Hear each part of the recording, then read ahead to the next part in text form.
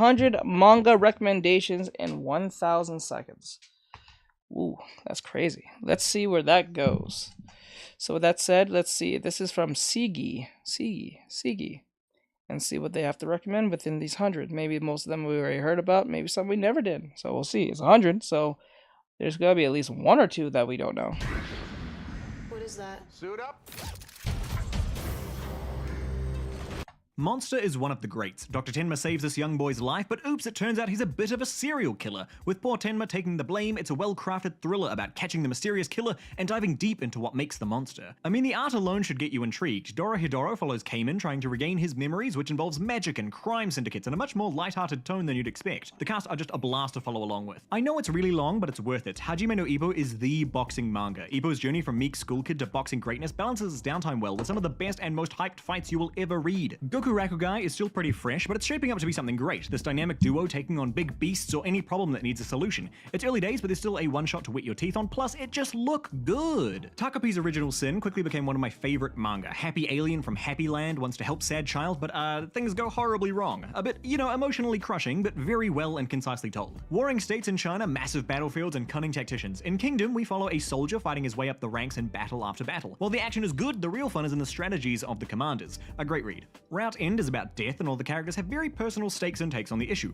While we follow the serial killer case into end, we get to see what different people have suffered and how they've dealt or maybe have failed to deal with people dying. Robo Granddad is great. Inuyashiki is about this older guy being suddenly turned into a robot and what he does with his new powers, contrasted fantastically with this young guy in the exact same situation. Are they even human anymore, and if not, what does that mean? It hasn't aged terribly well, but Devilman is still a great read. Old horror that's become a bit of a comedy these days, though it still has some actually horrifying moments. Plus, it has one of the most metal opening chapters of devils just slaughtering angels. My Home Hero is one of my new favorite manga. A dad kills his daughter's Yakuza boyfriend and has to try and not get caught by the gangs or the police. This manga actually stressed me out. I was so invested in its story. It's a must-read. So Blue Giant never really grabbed me, but the sequel... So a dad destroys his daughter's boyfriend's her Yakuza's boyfriend. He takes out his daughter's Yakuza's boyfriend. And Supreme has had a pretty strong start and got me back on board. Japanese jazz man trying to make it big in Germany in this uplifting journey about chasing your dreams. It's the classic, and I know its ideas have been replicated to the point of parody, but people forget that Naruto... I'm not quitting teaching. I said I'm not teaching anymore at this point right now because I forgot to answer someone who was supposed to be a freebie, but it ended up being more, and more people started asking. So I started going down the whole rabbit hole with the whole what you need to learn type stuff, and where to start in X, Y, and Z. That led to answering all their questions at once. So I mentioned the 8 fundamentals. After that, it's going to just be a rig more people asking 1,010 questions. And for me to benefit from this, you've got to be a student. So you have to go and either subscribe to be a student on TikTok or be a Patreon member. And I'll answer any questions. I'll critique your work or whatever the case may be. I'll give you my insight. I do it all the time. Whether it's through Discord or Instagram or whatever the case may be, you can always contact me outside of my stream. But if you're not a student, I will not answer you.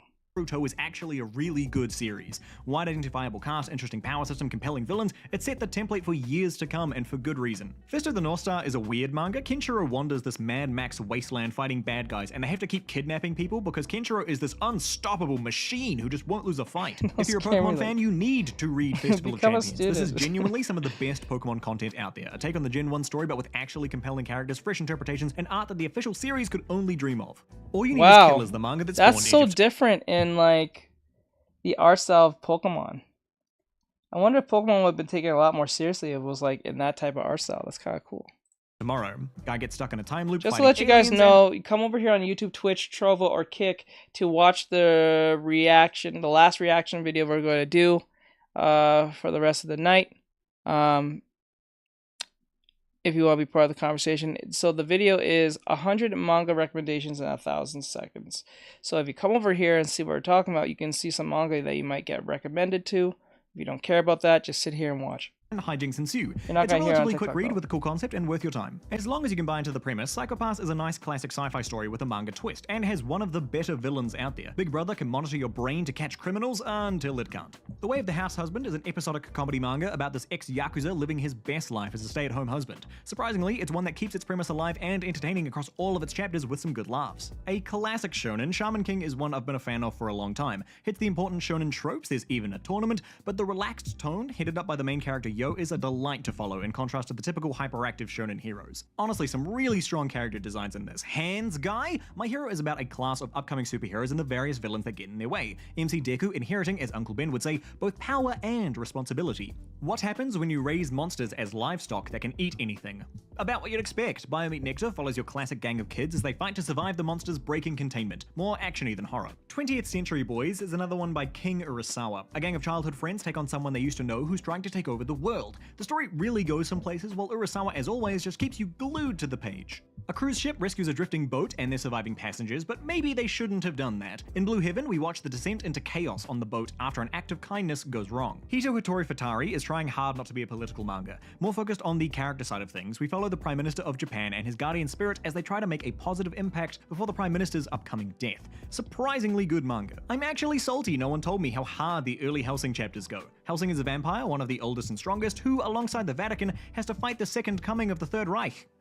Yep, Hunter x Hunter is coming back. Great time to jump into the manga. It has one of the best power systems out there, and what's happening in the last chapters, with the no spoilers, is complicated but got me hyped. I think Akira is one of those classic mangas you just need to read, but even if it wasn't one of the most influential series on sci-fi and particularly cyberpunk, Akira is just an exciting, dark, and fun story to follow on its own merits. The Most Haunted House and the Guy with No Spiritual Sense. It's a little gag manga where the title tells you exactly what to expect. It's really goofy, and I actually did have some real laughs out of this. If you're looking for new shonen hotness, check out Gachi Okuta. The elites live floating above a planet covered in garbage, but some folks can imbue their trash with sentimentality and use them to fight. Shonen hijinks ensue. I'll be the first to say it has a shaky start, but Claymore is great. Half monster women gotta fight the monsters in the land with some real Witcher vibes, at least on the combat side. And some of the creature designs in this absolutely slap. Another old boy, drifting classroom. A primary school gets transported to a strange world and try to survive without the Lord of the Flies happening. Admittedly, I can't see the art and not think of Joan Cornella comics though. Hitman Reborn is my go-to example of a series that finds something new and fun to do and throws out its old power system. Our main character ends up being the inheritor of a crime family and has to prove himself worthy of that title. The first two chapters are some of the best horror you'll find in manga. Uzumaki is pretty widely recommended, and for good reason. I challenge you to read the first two chapters and not be invested. Junji Ito literally makes a shape scary. Evangelion is another series that should need no introduction. The manga is a different story to the anime, but more like an alt-world telling of events, but still full of Gundam and childhood depression and obscure biblical references.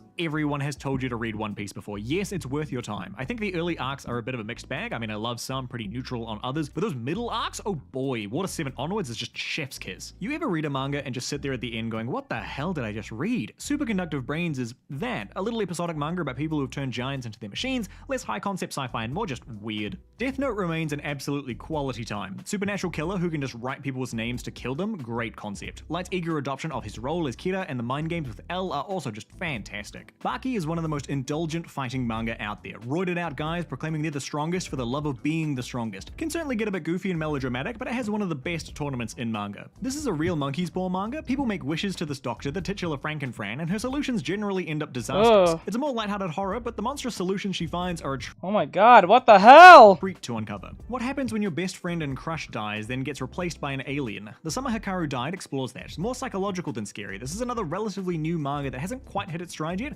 but is looking good. Yu-Gi-Oh! Is honestly worth recommending just off Season 0 alone. Before they decided on the cards, Yu-Gi was just out killing people in death games. It's a horror show. Then, of course, it takes a more family-friendly twist. There's a group of rabid vagabond fans on the roof of the house next door with a high-powered rifle pointed at me, threatening that any manga recommendation list must have vagabond on it. Well, here it is, folks. Me and the Devil Blues is about Robert Johnson, the blues musician supposed to have sold his soul at a crossroad for talent. It's taken fairly literally in the manga, the visuals unsettling and pretty bloody fantastic. I rate this manga so highly. Manhole is one of the better serial killer / pandemic manga out there. There is a scene in this that actually made me gag. Good mystery, good reveals, well-paced, well-done manga.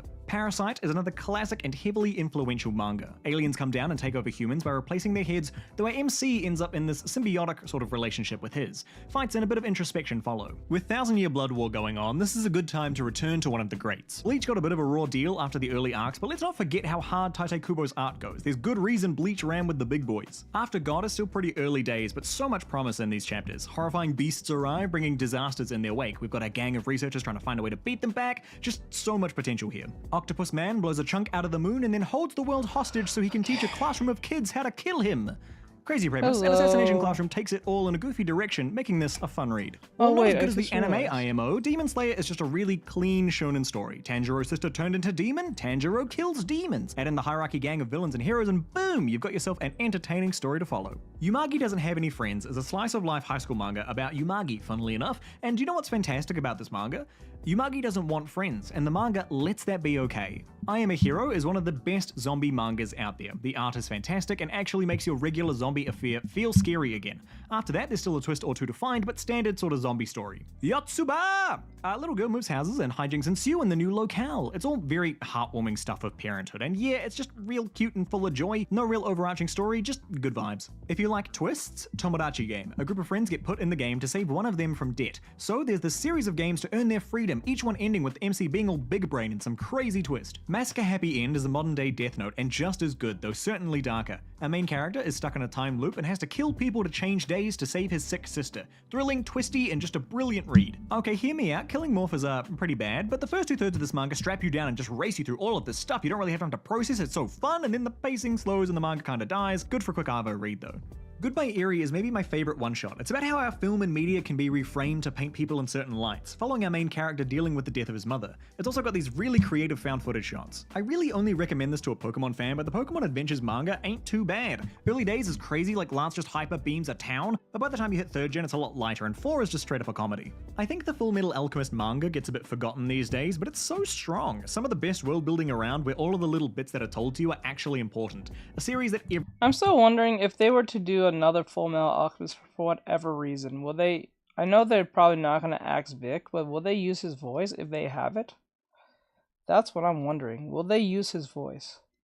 And if they don't use his voice, they're just going to find... I think the only best similar sounding actor to Vic when it comes to Edward Elric is Arthur from Fire Force. I thought it was Vic way back when I first heard his voice, but I realized it was not. But they do sound alike. If you listen to Arthur and you listen to Vic, they sound quite similar, or at least Edward from Full Metal Alchemist, and then listen to Arthur, they sound very similar. So I wouldn't be too surprised if they were to replace Vic with that dude when it comes to Full Metal. It would make total sense in my head, or so.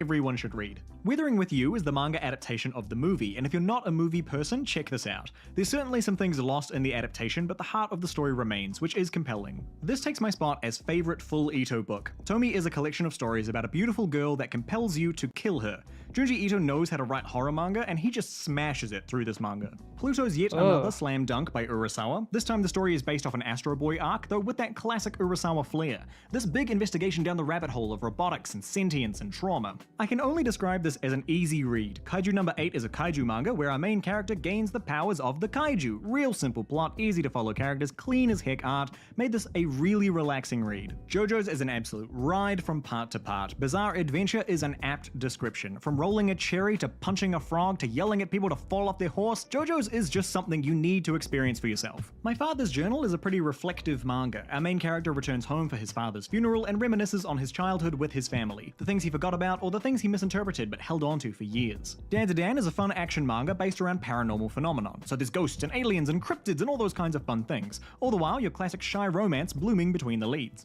You can tell the mangaka loves combat styles. Holy Land follows a high schooler who feels he has nothing left but finds a new leader lease on life and learning to fight. Thus begins his journey as a street fighter and standing up for himself. Iconic. Possibly the most iconic manga in the world. If you didn't know, Dragon Ball manga covers all of Z as well, all of the goofy antics of the early chapters and the slugfests of the latter. This holds a special place from manga fans. Rakia is this bizarre series about a girl who might be the second coming of Christ or potentially the Antichrist, and religious factions start fighting over her. If there's anything to say about this manga, it's not boring. Emerging is a pandemic manga right at first contact. We're at ground zero watching this unfold. There's a lot of gross medical stuff going on in this manga with bodies bloating and surgeries, but a really engaging quick read.